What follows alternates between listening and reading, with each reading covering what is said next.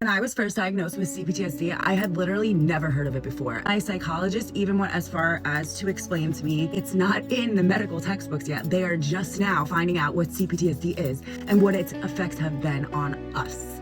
A lot of the traits and symptoms of CPTSD got mistaken for personality traits or disorders such as ADHD, autism, anxiety, depression, the list goes on. Here's the other problem. Our ancestors literally conditioned us to just keep going and to mask all of these issues, right? I can tell you firsthand, my grandfather's biggest thing with all of us kids was sweep it under the rug and just keep going. You don't talk to anyone about what goes on. Chronic hypervigilance, emotional numbing, perfectionism, feeling like you have to take on the emotional, financial, physical load of everything. It is all a result of CPTSD. For those of you who don't know, CPTSD is very different than PTSD. PTSD is one traumatic event that affects your nervous system for the rest of your life. A lot of soldiers in active battle that have gone through a very traumatic incident in war, they will have PTSD, but CPTSD, it's complex because it happens over and over. So a lot of people in narcissistic abuse relationships, they have CPTSD because they were abused over and over and over. It's emotional, physical, mental,